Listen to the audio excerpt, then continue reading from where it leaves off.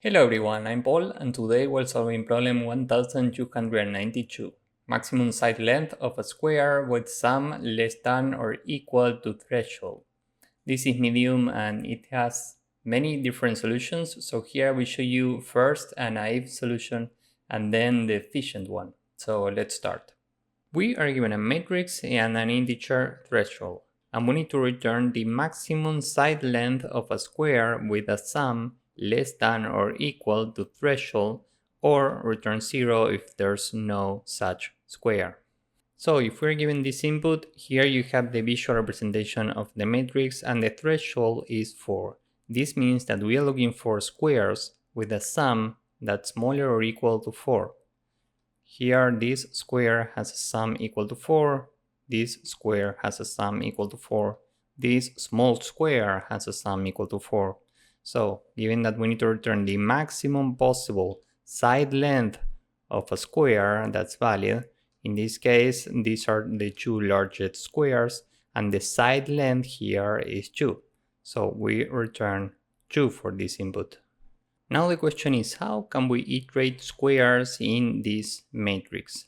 Well, we can iterate cells from left to right and from top to bottom. So first we are at this cell, and every time the current cell will be the top left corner of the current set of squares. So first we try this square. The sum of this square is 1, and 1 is smaller than our threshold. This means that this is a valid square. So the result up to this point is the side of this, which is 1. Now we need to expand this square, so this is the next square. Here the sum is 4 and this is equal to our threshold, so this is a valid square, and the side here is 2, so the result is the maximum between 1 and 2, meaning 2. Now we can expand this to this big square, and the sum here is greater than the threshold, so at this point we can break this loop and try a different top left corner. So next we are here, this is the current top left corner, so we try this square. The sum is smaller than the threshold, so this is valid, and the maximum between 1 and 2 is 2. So we keep 2 in the result, we can expand this square, and now the sum is greater than the threshold. So at this point we can break this loop and try a different top left corner. Why? Well, because if this square has a sum that's greater than the threshold, of course that this square will have a sum that's greater than the threshold also. Why? Well, because we can have only positive numbers in this matrix. So as soon as we find a sum that's greater than the threshold, we can try a different top left corner. So we try every other top left corner and finally we return the result 2. Now the next question is, how can we calculate the sum of squares efficiently? Let's say that we take this big square. Maybe you are thinking about iterating every cell here and calculating the sum. Then when we are with this big square, for example, we iterate every cell again, but as you can see, we are repeating a lot of work. We need to find an efficient way to compute sums, and for this we can use something called prefix sum. So let's see how this works. Let's say that we have this array and we are trying to get the sum of these two elements efficiently in big O of 1 time complexity. Well, for this we can build another array which we'll call prefix sum, and here we are storing the sum of the elements here up to every index. First we are at index 0, so the accumulated sum up to this point is 0 plus the current element we have a 1. The accumulated sum right now is 1 plus the current element we have 3. Next we do 5 plus 3, 8, next 8 plus 5, 13, and that's it. Now we are trying to get the sum of these two elements. So what we can do is check what's the right bound in this prefix sum array, which is right here, and subtract the left bound minus 1, meaning we are subtracting this position in our prefix sum array. 8 minus 1 is 7. and 7 is the sum of 2 and 5. So this is the result. And just to make this clear, this number is the sum of every number here from the start up to this position. And this number is the sum of every number here from the start up to this position, meaning this. If we do this minus this, we are left with this. And this chunk corresponds to these two numbers, which is exactly what we want. Now, regarding matrices, this is the original input. How can we build the corresponding prefix sum here? Well, we are iterating this from left to right and from top to bottom. So first we are here. What's the prefix sum for this cell? Well, we can just take this number, so this is 1. Next we are here. So what's the prefix sum up to this point? We need to take the accumulated value, which is right here. So 1 plus the current value is 2. Next we are here, we do 2 plus 3, this is 5. Next here, 5 plus 2 is 7. 7 plus 4 is 11. 11 plus 3 is 14. 14. 14 plus 2 is 16. Next we are here. The accumulated value is up here. So we do 1 plus the current number. So here we put the 2. Now the question is, what do we put here? Here we need to store the sum of these 4 cells, meaning the accumulated number up to this point plus the value for the current cell. So the main question is, how do we get this accumulated number? Well, if we look to the left, we have the accumulated number of these 2 cells. And if we look up here, we have the accumulated number of these 2 cells. And as you can see here, we are repeating this accumulated number. So what we need to do is take the current value, 1, plus the value to the left, 2, plus the value above, 2, minus this number that we are counting twice. So 1. And 1 plus 2 is 3, plus 2 is 5, minus 1 is 4. So here we put a 4. And this happens to be the sum of this square, which is exactly what we want. Now we are here, so we take the current value 3 plus the accumulated number, which is the value to the left, which corresponds to these 4 cells, meaning 4. And we need to add the value on top, 5, which corresponds to these 3 cells. And as you can see, we are repeating this. So we need to subtract the value in this diagonal. We subtract 2. And 3 plus 4 is 7, plus 5 is 12, minus 2 is 10. So here we put a 10. And as you can see, the sum of this rectangle is 10. If we continue, these are the results. And now we are here. Let's fill one more just to make this clear. The current number is 2. And here we need to add the accumulated number, which is given by 42 plus 32 minus the diagonal 28. Let's see what this means. We are taking the current number plus 42, meaning the sum of all of this, plus 32, meaning the sum of all of this. And as you can see here, we are repeating all of this. So we need to subtract it with 28. 28 is the sum of all of this. That's how we get the sum of this entire rectangle, which is 2 plus 42 plus 32 minus 28. This is 48, so here we put 48. Now let's see how can we use this prefix sum matrix. Going back to a problem, let's say that we are standing here, so this is the top left corner of the current set of squares. And let's say that the current size is 2. So we are trying to get the sum of this square using this prefix sum matrix.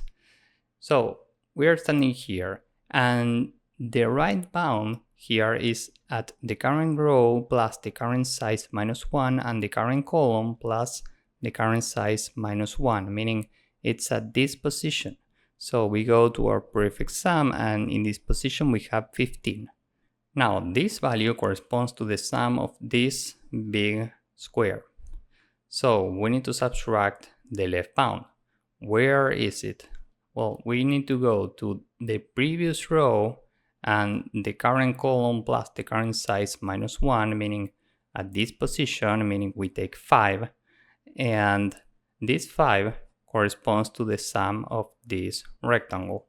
And we also need to subtract the accumulated sum for the previous column and the current row plus the current size minus 1, meaning this position. So we need to subtract 3 also.